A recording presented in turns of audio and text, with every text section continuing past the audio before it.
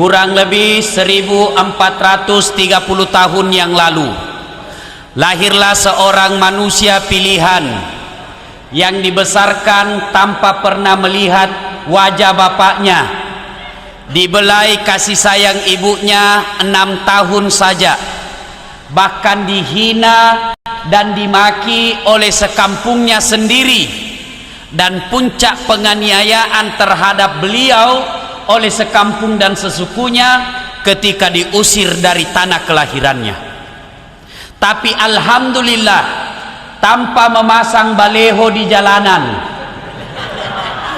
berhasil menjadi pemimpin yang kepemimpinannya bukan hanya diakui oleh umatnya, tapi juga diakui oleh mereka yang tidak menjadi umatnya. Siapa gerangan manusia pilihan ini? Tak lain adalah baginda kita, junjungan kita, Rasulullah Muhammad sallallahu alaihi wasallam, yang pada malam hari ini kita peringati maulidnya, kita peringati hari kelahirannya, meskipun agak terlambat sedikit. Dek nama agak terlambat, yang penting ipigaui. Bapak Ibu yang saya muliakan, apa sesungguhnya yang ingin kita bawa pulang dari perayaan maulid ini? Ibu-ibu agar romelo tatiwi lisu pole maulu telur madocul madodon culenya, tadi malam main telur, sekarang mau telur lagi, telur terus. Tentu bukan sekedar telur. Saya alhamdulillah sudah 6 provinsi saya lakukan maulid, dan 37 kabupaten kota yang saya datangi, dan semuanya itu apa tulisannya? Dengan hikmah maulid kita meneladani Nabi dalam kehidupan sehari-hari. Semua yang saya datangi, hikmah maulid kita mencontoh Nabi dalam kehidupan sehari-hari. Masalahnya kemudian adalah bagaimana kita mau mencontoh Nabi kalau sejarahnya kita tidak tahu?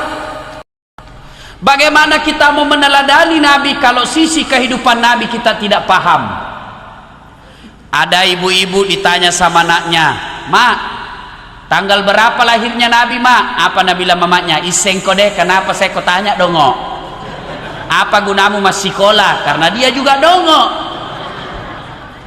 Dia balik tanya bapaknya, "Pak, kenapa tahun lahirnya Nabi disebut tahun gajah?" Apa Nabi bilang bapaknya? "Karena bukan tahun kambing goblok." Karena dia juga goblok. Giliran ditanya, "Kenapa Dewi Persik bercerai? Kenapa Syekh Puji diperiksa sama polisi?" Wah, ini semana roh. Padahal bukan itu urusan kita. Dulu Riolo Romai, kita anak-anak cepat sekali tahu sejarah Nabi. Kenapa? Orang tua tak memang nak tahu sejarahnya Nabi. Nah, Nabi tak komandre pada ye. Nak kau tindroi Nabi tak seperti ini. Kenapa? Ibunya memang tahu sejarah Nabi. Saya masih ingat waktu saya kecil dulu di kampung, Ibu. Mama saya meskipun SD tidak khatam, tapi tepat sekali nak kasih tahu sejarah Nabi kepada anaknya. Dengan cara apa? Lagu. Ada lagunya mamaku di kampung begini. Pada zaman dahulu kala, pada zaman jahiliyah, ku dengar ki, zaman jahiliyah, teriak kak, kenapa zaman jahiliyah mak? Nah lanjut si lagunya.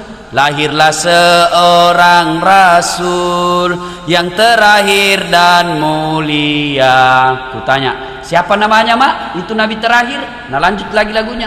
Nabi Muhammad namanya. Ibunya siapa mak? Siti Aminah ibunya. Bapaknya siapa? Abdullah nama ayahnya. Di mana tinggal? Pindrang atau Sidrap? Madinah tempat tinggalnya. Terus kenapa Mima? Setelah dewasa diangkat menjadi rasul. Siapa yang angkat? Pak Imam atau ketua RT? Oleh Allah yang kuasa. Allah itu siapa mak? Pencipta alam semesta. Bagusnya lagunya orang dulu di roga kasih kulana. Dari lagu itu kita tahu siapa nabi terakhir, apa tugasnya, di mana tinggal, siapa ibunya, siapa bapaknya. Bahkan dalam lagu itu kita tahu akidah, siapa itu Allah, pencipta alam semesta. Itu lagunya orang dulu. Sekarang lagunya ibu-ibu gaul apa? Pulang suaminya apa lagunya? Lai lai lai lai lai lai, panggil aku si Jablay. Abang jarang pulang, aku jarang dibelai. Nah sambung anaknya, pulang-pulangku berbadan dua, lama tampili sudah cilaka. Iya kan? Nah ibu bapak yang saya muliakan, pada maulid kali ini saya tidak bercerita panjang lebar tentang sejarah Nabi dari A sampai Z. Kenapa? Di samping karena keterbatasan waktu, juga karena keterbatasan ilmu yang saya miliki. Saya coba-coba mengangkat kisah sisi kehidupan Nabi. Kisah pertama, si di waktu Pak Nabi tak kalolomopi lagi jalan-jalan di seputar Mekah. Beliau lagi jalan, tiba-tiba tertiup angin rohnya, tersingkap rohnya. Karena dulu Pak belum ada namanya celana panjang, apalagi celana botol. Oh, ndak ada pi. Tahu ki namanya celana botol Pak? Katuma cipilada. Cipi. Sampai-sampai mahasiswaku ku panggil Dek Sigondul, bagaimana caramu kasih masuk itu celanamu? Nah bilang, Dek kampungan dah Bapak. Iya, bagaimana caranya? Nah bilang, ini Pak dikasih kantong plastik. Boleh sekalinya besok mau kau berak tidak dapat kau kantong plastik. Nu joli kinalemu dongo. Nabi lagi jalan, tiba-tiba tertiup angin rohnya, kelihatan betisnya. Bagaimana reaksinya Nabi kelihatan betisnya? Subhanallah, malu sampai merah mukanya. Paitai betina Pak nataro siri, merah mukanya. Masya Allah. Artinya apa? Kalau kita mau mencontoh Nabi pada maulid kali ini, kalau kita mau meneladani Nabi pada maulid kali ini, tanamkan rasa malu dalam hati kita. Taro-taro siri aleta. Sekarang siri mulai hilang. Dulu kalau ada anak gadis hamil di luar nikah, diusir sama bapaknya, masuk ke kampungnya, upaka siri ki, tinggalkan kampung ini. Itu dulu. Sekarang hamil 5 bulan, pesta besar-besar. Dia mengundang haji, ikut mengundang ustaz. Baru 3 bulan sudah pengantin. Mimana nih? Nabi bilang orang, kenapa cepat sekali melahirkan anak? Tak apa, Nabi bilang bapaknya, iya silaku.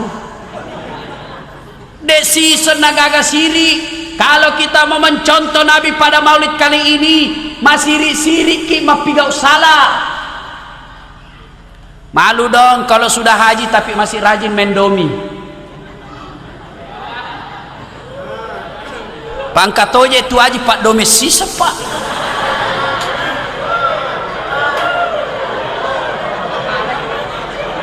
Malam pengantin, malam mapaci, lomba domi. Begitu diumumkan juara 1 Haji Bedu pasangan Haji Baco. Haji pakala bak domeng. Haji kajili-jili.